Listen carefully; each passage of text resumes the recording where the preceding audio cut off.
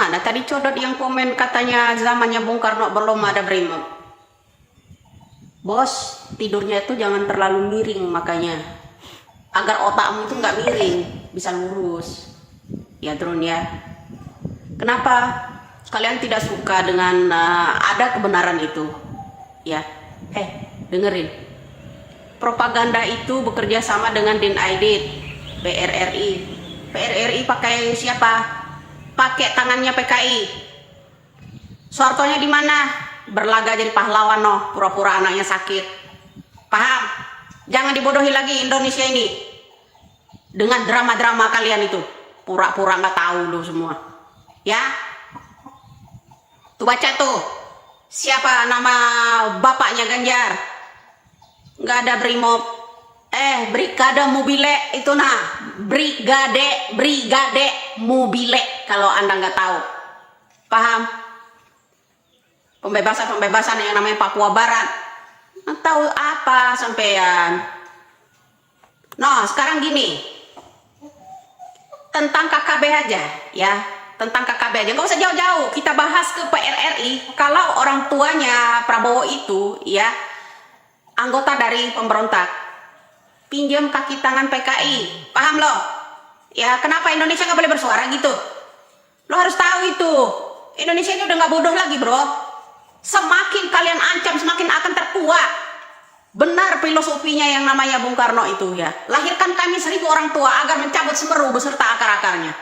Ya, berikan kami 10 pemuda yang bersayap agar bisa menggoncang dunia.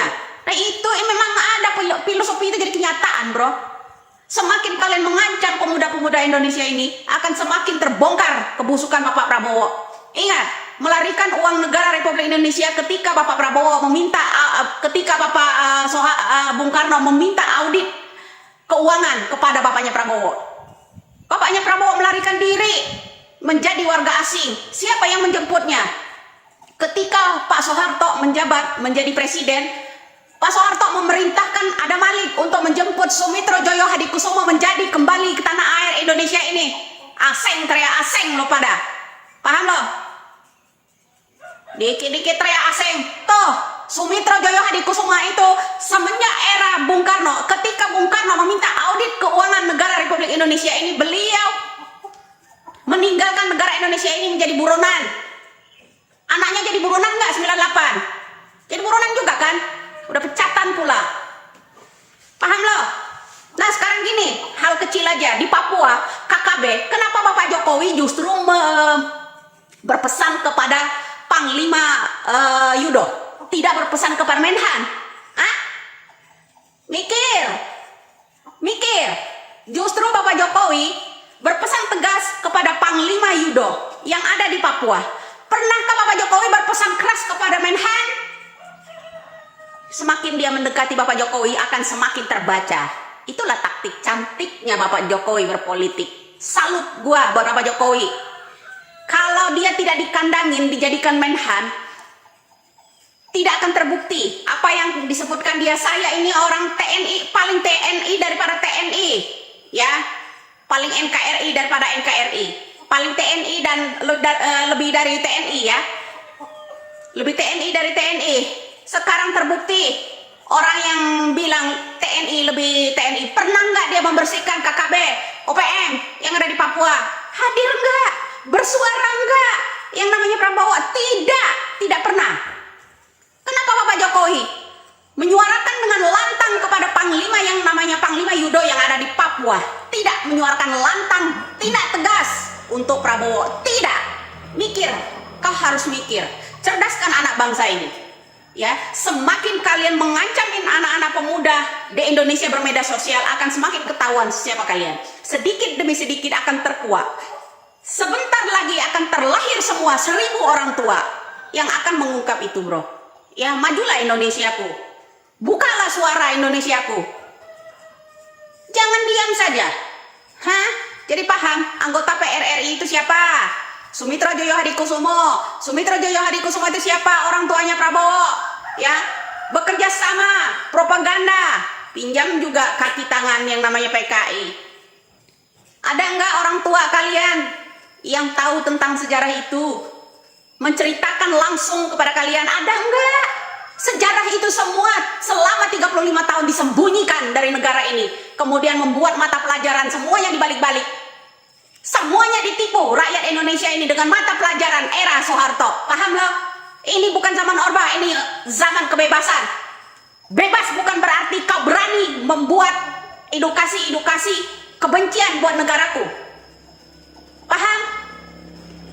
Bebas berpendapat, bebas mengutarakan kejujuran, bukan berarti kau bebas membuat narasi kebencian buat negaraku. Kau tinggal di negaraku, makan di negaraku, makanan yang ada di tubuh badanmu itu ya, di tubuhmu itu, makanan yang ada di tanah airku. Kau buat negaraku, kau buat puisi.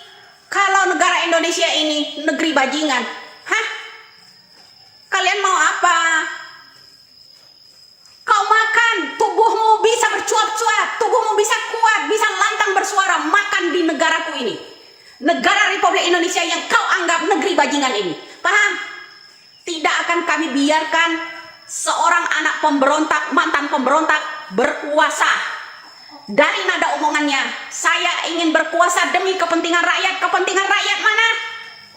Anak buahnya DNID, anak buahnya Ormas. Kepentingan rakyat mana?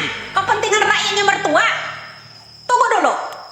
Indonesia akan semakin cerdas, semakin hari semakin akan melahirkan ribuan orang tua yang akan mengungkap itu. Paham? Salam cerdas dan waras. Salam NKRI. Satukan barisan. Jangan sampai Indonesia terpecah belah dengan propaganda melalui media sosial, melalui opini busuk mereka. Kita jaga negara kita. Mereka melalui media, kita juga harus melawan melalui media. Jangan diam saja. Perempuan maupun laki, muda-mudi, tua-muda. Ya, kita harus menjaga seperti nenek moyang kita, menjaga negara kita ini tidak akan tercipta dengan rasisme, etnisitas, karena memerdekakan Indonesia ini bukan satu ragam saja. Paham di situ, Drone? Lo harus nyimak itu. Para kadron betul-betul dirujak habis oleh Widya. Masih terkait dengan latar belakang Prabowo dan siapa itu ayahnya. Kalau kita menyimak apa yang disampaikan oleh Widya, ternyata ayah dari Prabowo ini adalah komplotan dari PKI, yang artinya Prabowo ini adalah turunan PKI. Kalau penyampaiannya Widya ini benar-benar fakta atau fakta, kemungkinan besar ya memang Prabowo adalah keturunan PKI, dan itu yang selalu disuarakan oleh komplotan-komplotan mereka. Artinya dia berkamuflase untuk menuduh orang lain sebagai bagian dari PKI, padahal dirinya sendiri adalah PKI. Inilah jangan sampai masyarakat bisa terkecoh dengan apa yang menjadi akal bulus mereka yang berusaha untuk menarik simpati masyarakat, mulai dari menjual agama, membungkus kejahatan-kejahatan yang dilakukan dengan atas nama agama, bahkan memakai gamis untuk mengait perhatian masyarakat, apalagi yang berkeyakinan agama Islam. Dan tidak sedikit masyarakat yang terkecoh dengan itu. Itulah yang disebut para kadrun sekarang yang terkena virusnya, para imigran Yaman dan antek-antek cendana ini ada di barisan Prabowo dan Anies Baswedan. Saya kira para kadrun kali ini betul-betul dihabis oleh Widya. Kita akui bahwa Widya ini betul-betul berani mengungkapkan apa yang seharusnya mereka sembunyikan dari publik, dari masyarakat Indonesia. Kemudian dibongkar oleh Widya. Ini akan berakibat fatal kepada Widya kalau misalnya kesabaran para bugundal cendana dan Yaman ini tahu video ini. Dan saya kira kita semua siap untuk menjaganya Widya, untuk bagaimana agar tidak tersentuh oleh para bajingan-bajingan bundal yang selalu mengatasnamakan agama dan rakyat seperti Prabowo dan Anies Baswedan. Saya kira terima kasih buat Widya atas keberaniannya untuk mengungkap semuanya dan menohok keras para kadrun dan cendana. Dan buat sahabat-sahabat gue di TV, terima kasih sudah menyempatkan diri untuk menonton. Saya kira sahabat-sahabat sehat selalu dan dimudahkan rezekinya. Saya akhiri dengan ucapan wallahul muwaffiq ila aqwamit thoriq. Assalamualaikum warahmatullahi wabarakatuh.